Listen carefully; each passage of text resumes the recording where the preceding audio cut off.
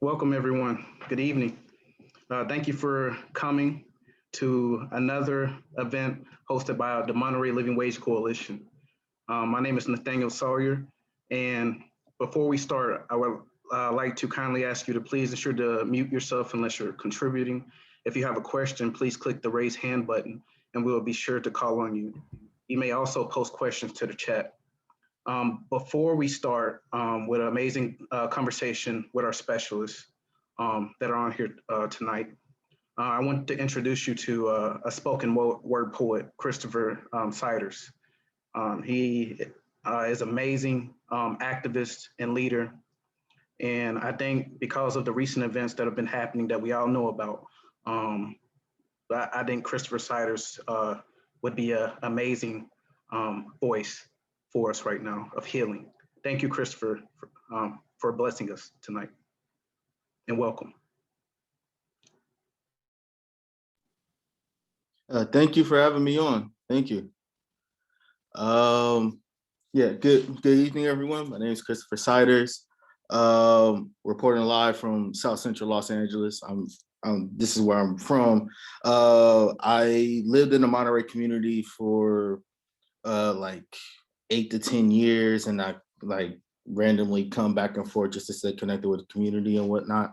Tonight I'll be performing a couple pieces. One in particular is actually really closely related to the Monterey community and some of the experiences that I have and a lot of other folks been having. And yeah, I'm gonna just share them. So yeah, that piece in particular is called Love Letter Part 2. And here it is. It's the same old ish with these populist and pigeons.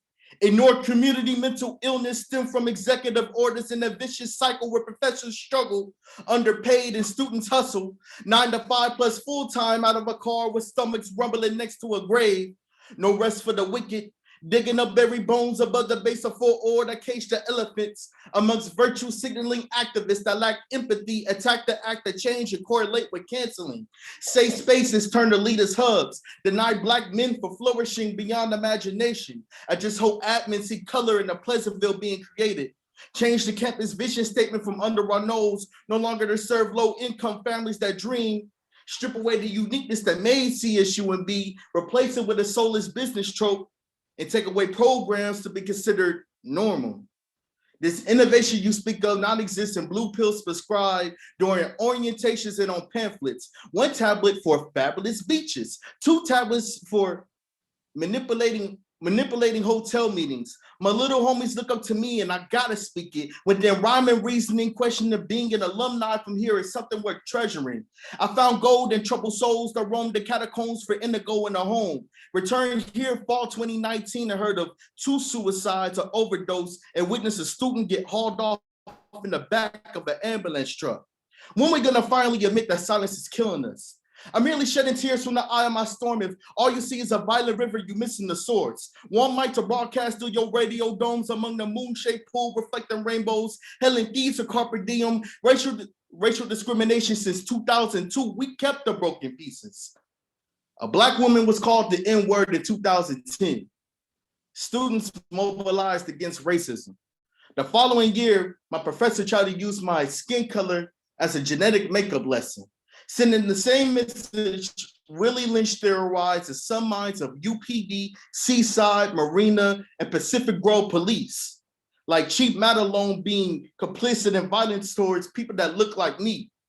Racial profiling, driving while Black, walking on the wrong side of the tracks. Monterey County isn't as inclusive as we thought of, as a matter of fact.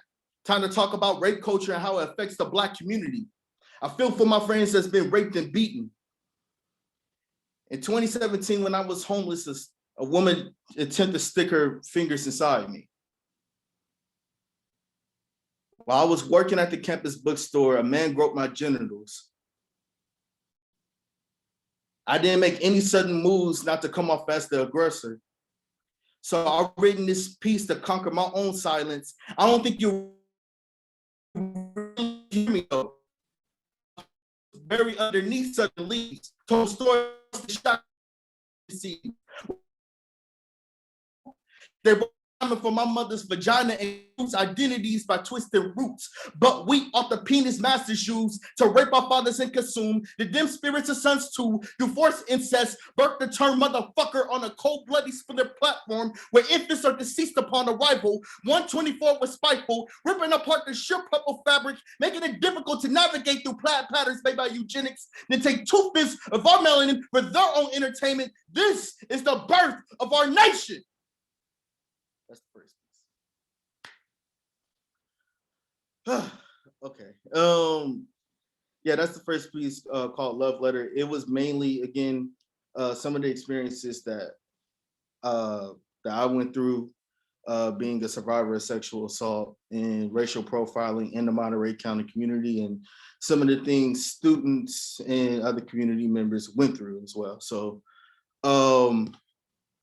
this next piece is about police brutality.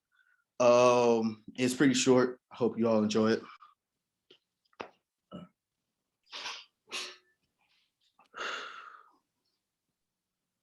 I left my home this morning with the intent of returning. Bullet preachings turn blue light sermons as heard on CNN television. Body cameras document the singing of innocent hearses off pitch. This continuous ballad between cursed skin and residual hauntings proves that Jesus hasn't walked with us on this land of burnt crosses we worship false prophets where founding fathers left us with no options. Only flaming hots of cheese, Reese's and Coca-Cola from the corner store where rivers of liquor flow for dead souls ignored by minimum wages. We don't choose to be complacent as a result of gentrification, fear and angst towards white faces while people's dilate to the bluest eye because standing up for your rights isn't worth dying, right? All right, thank you, everyone. Big thank you to Nathaniel for having me on. Peace and love, peace and light. Thank you so much, Chris. Thank you. I love listening to you, and thank you for blessing us tonight. And now I'm going to turn it over to the Monterey Living Wage Coalition. Alrighty, thanks for coming, everybody. Give me a minute here to share the screen, and we're going to get started.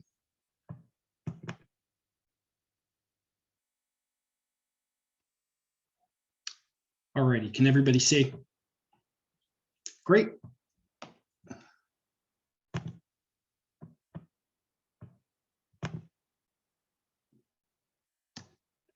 All right, so again, for everyone's consideration, please make sure that just make sure you're muted, and if you have a question, use the raise hand button and add into the chat too. So here's our agenda. So we've already had our introduction or our spoken poetry. Let's do some introductions. My name is Miles Nussbaum, and I am one of the members of the Monterey Living Wage Coalition, and I'll just pass it around to my colleagues so they can introduce themselves. I'll hop in. My name is Peter Stewart. I'm also a member here, very excited. Thank you, Christopher. That was extremely powerful. Thank you for sharing that with us, sharing your experiences. And thank you everyone so much for coming. I don't know, Nathaniel, if you just want to say a quick intro. Hello again, I'm part of the Living Wage Coalition. One of the founders as well. Thank you for being here. Thank you, Chris, for sharing your truth. Thank you so much.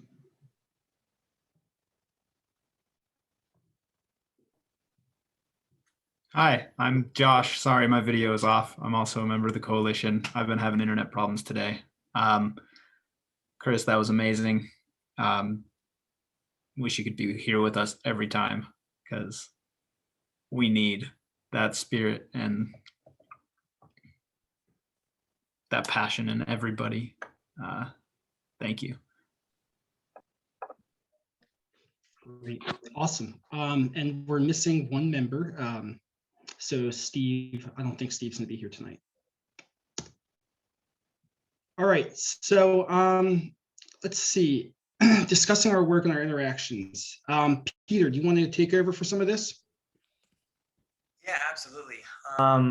So just a really quick recap for everyone. This is the Monterey Living Wage Coalition. We're a group that's building power in the Monterey area on the Monterey Peninsula that is advocating for the establishment of living wage ordinance.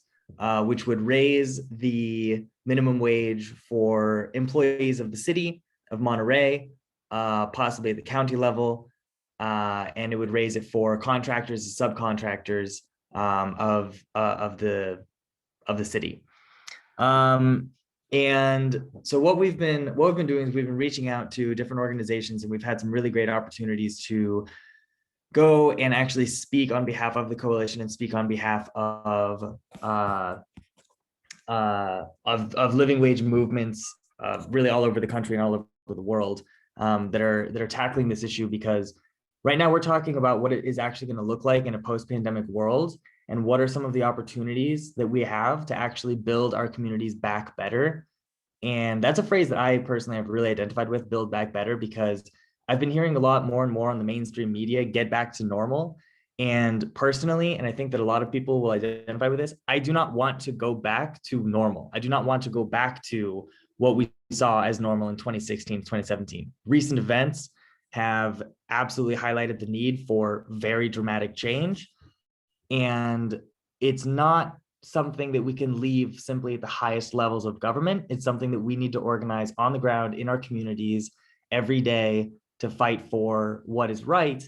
And a living wage is one very small piece of that massive puzzle, but it's something that we can do at the city level. It is something that we can accomplish. It is something that will have an impact immediately for individuals in the city. And it will also be something that will absolutely have an impact to continue raising the conversation at higher levels of government. And so that is why it is just so critical that we don't lose this opportunity.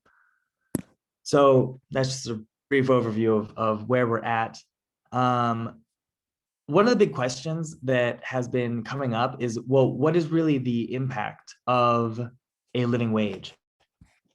And while studying the economics is absolutely critical, of course, we don't want to minimize that at all, to understanding what really happens. But at the end of the day, the biggest impact is that anyone who is working for an organization that says we're dedicated to paying a living wage and stands by that and pays that living wage and adjusts it per year so that the standard of living for an employee does not go down, as we've seen has happened with the federal minimum wage over the past 30 years. The standard of living of someone earning that minimum wage 30 years ago and today is completely different. You are now well under the poverty line, earning the same wage that you would have been earning 30 years ago. That is one of the most important differences between a minimum wage that is stagnant and non-responsive to a living wage that says, okay, every year or every 2 years, depending on the ordinance you're talking about, it gets adjusted. We say, okay, if you want to still maintain this title that I'm a living wage employer at city or private entity, then you need to make sure that you're still paying this this new number. So the LAX, there's a really good study that was done on the LA living wage ordinance that impacted employees of the airports and associated workers around the airports. And they've just seen just such a fantastic series of outcomes, including lower turnover, higher worker satisfaction, higher retention. Those jobs that are actually equivalent jobs in other areas are able to be more competitive. They're able to keep and retain talent simply based on the fact that they say, hey, we pay a living wage, you're going to be earning a good income here. There's no reason that you need to go look to another, look for another place, because hey, we're going to be taking care of you here. And we'll go to the next slide. Thank you, Miles. So again, I'll actually post the link here if anyone is curious to do a deeper dive into this study. If that's okay, I'm just going to leave the link. I don't think we need to really go over all the details. Actually, if I can just ask Nathaniel, if you can grab the link from the website and drop it on the chat, that would be fantastic.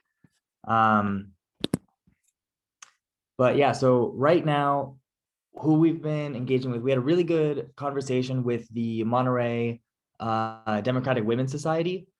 Just a week ago, we were able to go on there and actually collaborate with another movement that is pushing for a higher minimum wage, which is Not the same issue as a living wage, but it is something that can be more easily addressed at higher levels. We know about the fight for 15. We support the fight for 15, but it's not the same as a living wage ordinance at a local level. And they were specifically focusing on the impacts of restaurant workers, because minimum wage, there's an exception. Probably everyone is aware that people that work in restaurants can actually earn less than the minimum wage and make up the rest with tips, which is just truly ludicrous. And it's a history that they really went into. They had a really excellent speaker that we're now communicating with. We actually might be able to bring her on to talk about that fight here with us, with our coalition, which would be really exciting. So what we are doing now, we're talking with them. We're continuing to interact and engage with the Monterey Peace and Justice Center that's doing a lot of really cool programs. We highly encourage everyone to check them out. And we actually also had our first meeting with the mayor. We met with the mayor of Monterey and we discussed it, and he is absolutely on board. He fully agrees that now is the time for change. Now is the time to build back better. Now is the time to institute these kinds of things. He also did have, just to report on this meeting just a little bit, he did have a few questions in terms of, okay, why a living wage and why in Monterey? Why is this important for us? And so that's something that we really want to hit on with all of our members, that they understand that this is something that is important, not only for the people that will immediately be impacted by the raising of that floor wage via tax dollars. Reminder, these are people who are getting paid with our taxes. Are we comfortable paying taxes that are going to be paid to people to pay them less than a living wage? I personally am not. I want my taxes paying people a living wage.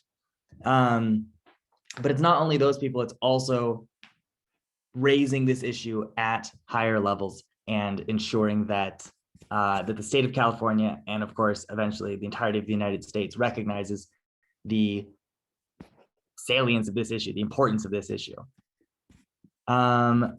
So how can you help? Really, right now, what we would like to do, make sure everyone who's on this call, please go to the website and make sure that your email is dropped in on the Contact Us form. You can select any of the options, but so long as you submit that, you have your email on there, you'll be getting email updates from us. Moving forward over the next few months, we're probably going to be meeting once a month. So we'll be sending out email communications about when exactly we're going to be meeting. We're hoping to have some really great speakers on. You guys saw it tonight. Christopher came in with the power. We're gonna, keep that energy up, keep that going, and we're hoping to actually have meetings with the city council in the next week or two to see about agendizing this issue of a living wage. Actually, get it on the agenda for June or July. Specifically, not to get them to vote on instituting the living wage, to get them to vote on finding the funding for a feasibility study to do the economic assessment that our coalition is not equipped to do. We want to have a consultation firm come in that has done these kinds of consults with other cities to come in and say, okay, these are really the impacts. This is what we're looking at. This is what we're considering. And look at the different funding structures. How is this going to get paid for? Where is it going to come from? So that is a brief overview. I think I hit everything. Someone on the team can let me know if I've missed something. Yeah, this May 6th, I'll say is tentative. Pencil that in, don't pen it in, because we might actually go ahead and start doing the once a month. So we would do maybe the third Thursday in May. But again, we'll be communicating that via Facebook and email moving forward.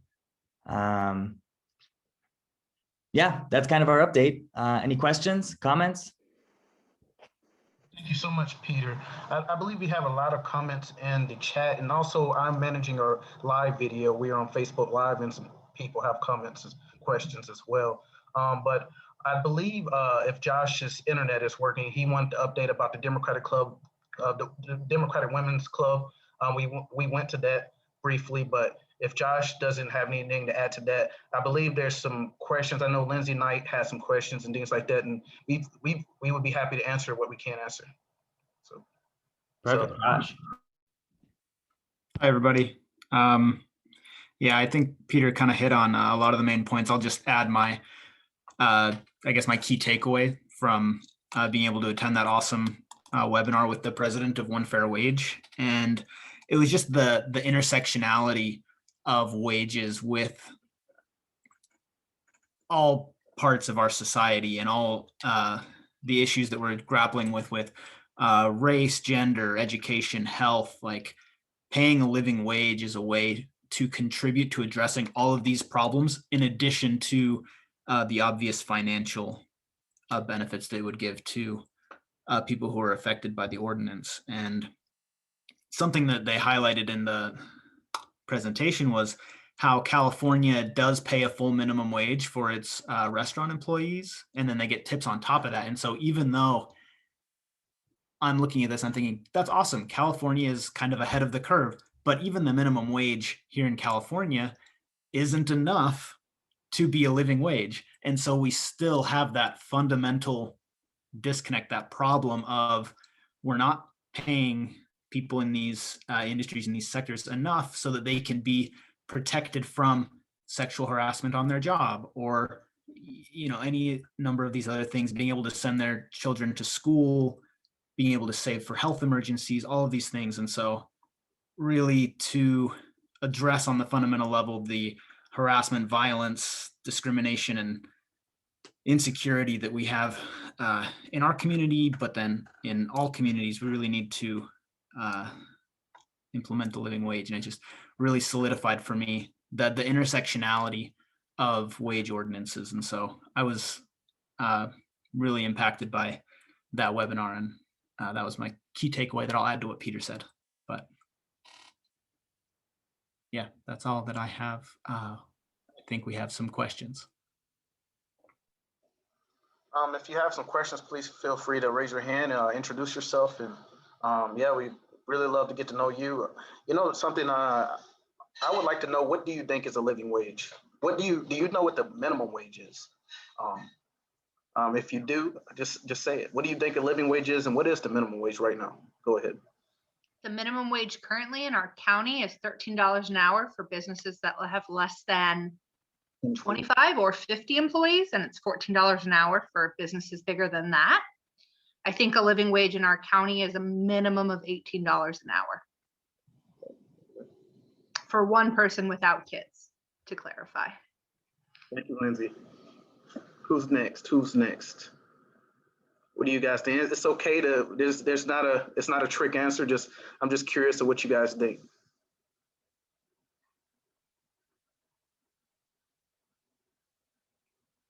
Well, Lindsay actually hit it on the nail. It is $13 an hour for 26 employees or less, and it's $14 an hour in California for 26 or more employees. But I've recently, along with my colleagues, have talked to some employers that are actually paying $12 an hour at hotels and businesses like that. Yes, I was in Marina, and I am one of those people, I shouldn't have spent the money on it, but me and my wife wanted to test our theory out. I spent $130 just for one night at the Ramada Hotel Marina. And I asked him how much he paid to his employees. At first I asked him, was he interested in a living wage? And he said, maybe. And I said, could you clarify, what is that maybe? What does it look like? And he says, well, I pay my employees right now $12 an hour, and I fired 10 employees currently because of COVID-19. And so I said, $12 an hour. Do you realize that you could be paying 13 at least, or 14? He's like, I don't want to. So that's kind of the mindset we have with employers right now. He told me he makes over $1 million as a business owner for even during COVID-19, and he's only paying his employees $13 an hour. Miles, do you remember the statistics we brought up when we were talking about an individual living in Monterey, how much it would cost? It was $20 or $21. He's our mathematician here, policy expert on this. Go ahead, Miles. Yeah, our estimate is around $20 an hour for one person, no kids, just on their own. So $20, but even that's around $40,000 a year, roughly. And it certainly doesn't give like a life of luxury, but we've figured that, yeah, for that one person, around 20. And is there, like I've also done a little bit of that research, and it's not less than what you're saying. What I came up with was 1974. Like, is that somebody being able to rent a room, have a studio, they have health insurance, they are able to save, they are able to put anything toward student debt if they have it? Like, how is that? What does 20 an hour really get you? Yeah, it certainly doesn't get you a house in Monterey. That's for sure. Well, neither does my job right now, and it pays a lot more than 20 bucks an hour personally. Right, Cost of living exactly. here is ridiculous. Absolutely. So this would be, it would be, like I said, a living wage. So it would be, we've looked at some averages of what things are costing, for rent, food, gas, and whatnot. As for savings, this is assuming that somebody's working every week of the year with weekends off. This living wage, $20 an hour, based on our calculations. And I'm sorry, could you clarify again, like what, I mean, we most, I'm sure, work year round. 20 an hour is realistic for you to rent a studio, have well-rounded meals, have reliable transportation, have health insurance, be able to put a little towards savings for emergencies, maybe contribute a little to retirement, but probably not, and probably not anything toward any kind of debt. But I don't know, and wondering. Yeah. So our calculations are based off of the MIT living wage calculator, which, can somebody post that in the chat for me really quick? Thank you, Peter. So basically what it does is it does break it down. So you are able to see how the money would be spent, based on what they've got for Monterey County. Let's see, I'll pull it up and I'll share my screen again if you'd like. We can all take a look at it. But as Miles is doing that, a living wage is location to location, right? So what a living wage will be in Monterey will not necessarily be equivalent to a Seaside or Salinas or Pacific Grove, Carmel. So yeah, you know what I mean. I'll be honest, I mean, that used to be true, but that's really just not true anymore. You're right about that. And you cannot live anywhere in this county on less than $20 an hour. You can't. And so like we also started talking about families and how much it would be when you have, most of us have kids, or we're having two people living in a household. How much will that be? And so we were like discussing with the MIT report, $34 an hour with two people, one not even working, and household and things like that. So Miles has it pulled up right now, and he can go into detail. That's really cool. So this is from MIT, and this is for Monterey County, right? So we're going to focus on the city, but we're using this just as our estimate. So for one adult, you basically hit it on the head, Lindsay. I think you said around $19 an hour. We just rounded it up to 20. And then of course, two adults, two adults, one working, one not working. Here's the expense breakdown. So let me look at this for one adult with 0 children, and you can kind of go through and see what it does. I think that's the last one right there. So this isn't really savings, right? Yeah, there's this other section, whatever that means, right? But that's it. Yeah. What does civic mean? Maybe entertainment, in like community activities? I would assume it means something like that, some sort of community activity, or yeah, I'm not sure, civic. So it estimates then that housing would be roughly, we'll look at my little calculator here. If we divide roughly a third. Well, yes, and that's normal these days, but I'm trying to figure out how much per month. $1,333. I don't even think that gets you a studio. So yeah, I guess you're living with roommates, which I mean, I understand. It is a minimum place to start from. But yeah. And just to That's jump in, rough. that civic, MIT considers that everything you were saying, entertainment, hobbies, pets, education is actually also in there, which is only maybe a community college course or two, probably online. You know, this is really this minimum, like you're saying. And also the creators of this have commented repeatedly that this is really the smallest amount that you can consider a living wage. So if we're saying that it's $20 an hour as per the MIT living wage calculator, again, that's one person with no kids. It's actually going to be more than this in any other situation. And, you know, both because the real costs are actually going to be higher, exactly like you're saying, housing, you're not going to find a place for less than 1,300. Simply And this is, according to this, I'm supposed to live on $73 a week for food. right. I could. Yeah. Right. So this, What's hard for me to see, and it doesn't surprise me by any means, but it's frustrating, is, you know, this idea that, oh, well, here's the solution. If you need to, you know, if you make less, then the solution is go buddy up with somebody. So couples who live together, people who are cohabitating in whatever form, they don't have to make as much money. And I think somebody should be able to remain single and live independently. And that to me is a living wage. Now, Lindsay, you're speaking, I believe, what over 85% of the residents here in Monterey County and any city would say. When we saw this MIT report, honestly, people look at that as some sort of example, but that's why we're asking for feasibility studies, because we're unique, and every city is unique here in California, and no one can live on $20 an hour. And we shouldn't, and I think that's the beauty of us fighting for a living wage, is that we'll be able to say, look how much it costs to just live in a home and pay for food.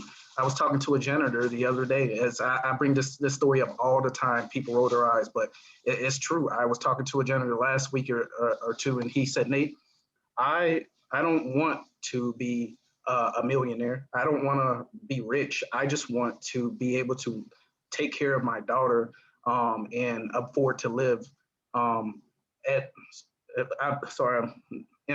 afford to live, you know, comfortably. I want to be able to have food on my table. When I was speaking to some hotel workers, they said the same thing. They're like, look, this is my career. I'm not trying to go to college. I'm 30 years old. What do I need? I don't want a bachelor's degree. I'm happy where I'm at. I just wish I would get paid more. Same thing with restaurant workers and things like that, or city workers. You're hitting on everything we're talking about, and we're glad that you're here. This is what this is about, is for people like you to say, excuse my language, hell no. And so continue to voice those, and us so-called people with master's degrees trying to help change these policies. This is what we're here for, to hear your voices so we can echo it in the right places. Thank you. So how does it work from here? Am I correct that right now the coalition is 5 people? You all introduced yourselves at the beginning, 1 person missing. Yeah, so we actually haven't set up the system yet. We're just we're getting it solid first. We're actually going to have a chance for individuals and for businesses and for public persons. We're gonna have 3 different tracks for them to actually sign up and say, I want to be part of this coalition in a public way. And then we're actually going to have those lists available on the website. And it's going to be a chance for, we're most excited about for the private group, for private entities that are excited about paying a living wage. We're going to have a system built for them to actually say at first, yes, I agree that paying a living wage is important. Just that. I believe in it. I agree with it. This is something that I want. And we're going to have them also published on the website saying that, okay, these groups have at least stated publicly that they support this. And then we're going to have a system to work with them to figure out how can we help get you to the point where you are paying that living wage to any and all of your employees. So then this isn't necessarily about legally raising the minimum wage. No. Yeah, Okay, that just is a wanted to great, clarify. that is a great distinction. Yeah, so most of the living wage ordinances, because we can also, the city could just make a statement, right? That say, yes, we believe in a living wage, but not actually change anything. So what we're advocating for is that they actually pass an ordinance that would change how much the city can pay its employees, but that does not change how much a private entity in the city can pay its employees.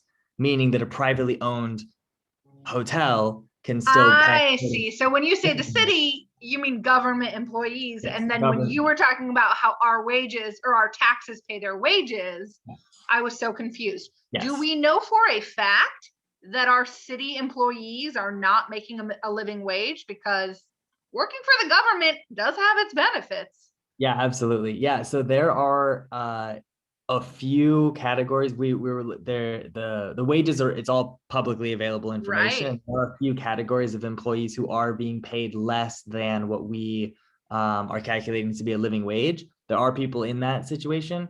Not very many, I admit, which is funny because it means that's a good thing and a bad thing. It's a good thing because it means that the ask to get the city to pass a living wage ordinance to become a living wage city is actually not that big of an ask, because they're already meeting or exceeding that bar in a lot of situations. And especially, as I'm sure you know, the top end earners for the city are making significantly more than a living wage. And so it's saying, okay, well, so this disparity, even within the city government, not even talking about the state government, just within the city government, this disparity is something that we're looking to lessen just by a little bit.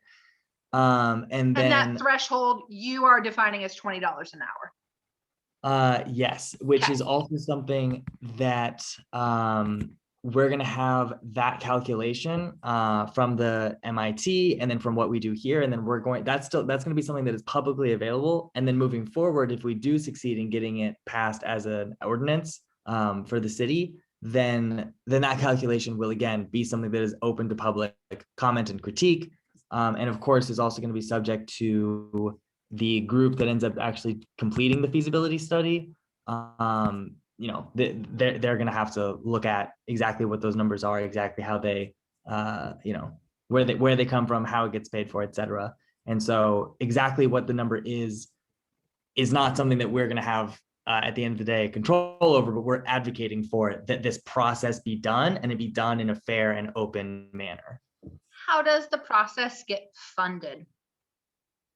So that is our exact question for the city. We are saying, hey, this is important. We need you to undertake the responsibility of completing and funding this feasibility study. And how they are going to fund it is a question that we want them to figure out, but we want them to know that the city wants this to happen, that the city says, hey, this is important. Which is exactly what we're building power around, is saying, okay, you guys need to find a way to fund this. There's a few different routes, but saying specifics again is going to be more confusing than helpful, because again, that's a city decision. We're just saying we want you to make this decision. You did mention one feasibility study earlier out of LAX, out of LA, living wage, I think, out of LA. Yeah, so that was actually not a feasibility study. We've actually had a little bit of trouble getting responses from groups that have completed these feasibility studies, which they have been done. Feasibility studies have been completed.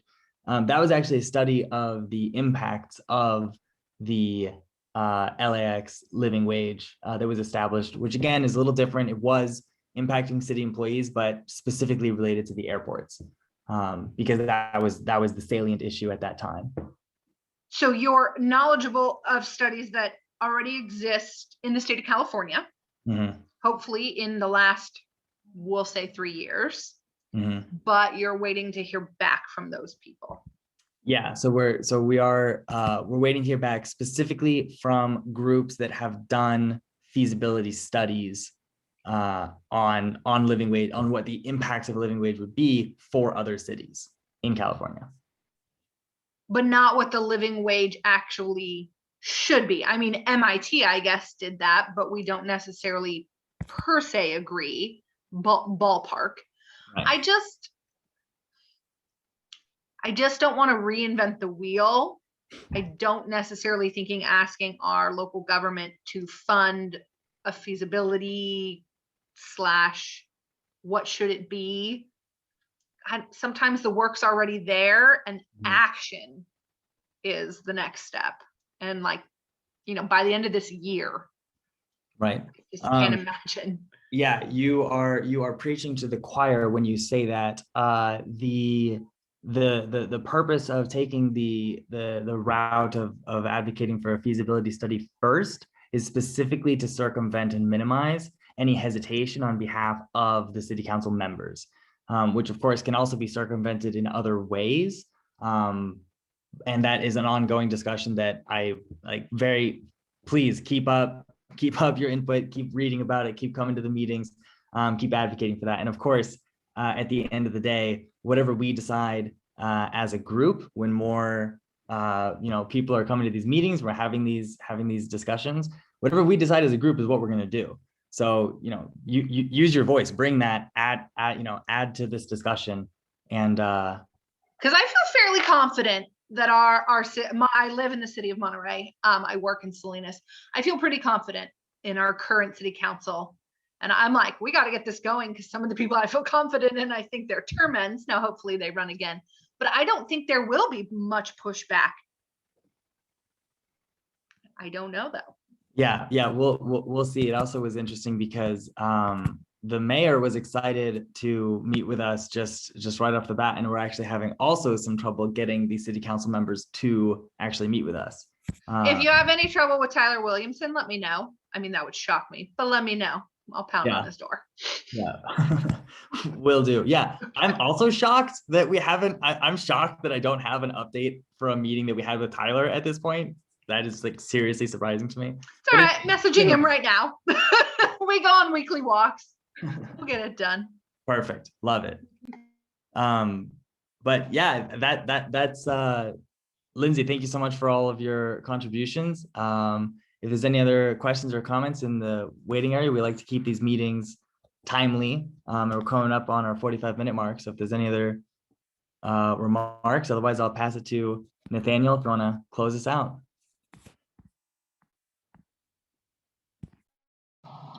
Is there any other questions? I mean, this is time to voice them, honestly. There's other people watching too. And the thing I like about this is that someone has to start this conversation, right? If no one starts it, there'll be somebody making $10, $11, $12 an hour here in California, which is ridiculous. We have people living on the streets, as you know, right now, just because they can't afford to pay rent. They have money in their pockets, but they can't afford to pay rent. I've literally talked to homeless people. As you know, Lindsay, you see some of the stuff I do on Facebook, and Victoria and everyone else is here. People say that the homeless community here in California don't have money. There's folks that have money that if they were living in Alabama or Missouri could pay for a house and live well. But because they're living here in California with no family and no support, they can't survive. An individual, I'm not talking about family and things like that. I'm just talking about individual person. And so what we're trying to do is bring the heart back into a community locally. And I'm so fortunate to be a part of these young, talented individuals, because without people like them, there would be no fight towards anything, whatever we fight for. The NAACP started as a small group that wanted to fight for what they fight for. And we are starting as a small group that's fighting for a living wage, to take care of people like you, Lindsay, to take care of people like you, Victoria, and everyone else that's on. And so thank you so much for your voice. Trust me, we're writing notes, and we're nerds. So we're gonna be doing our research, and we look forward to the day if we get onto a city council meeting with Monterey. We look forward to hearing more of your voice, helping us fight for this initiative. If there's not anything else and none of my colleagues want to say anything, I guess we can call it a night because I know we're all busy. And this has been a really tough couple of months, right? Yeah, thanks so much, everyone. Well, please keep posted, and we'll see you soon. Thanks for coming, everybody. Thank you.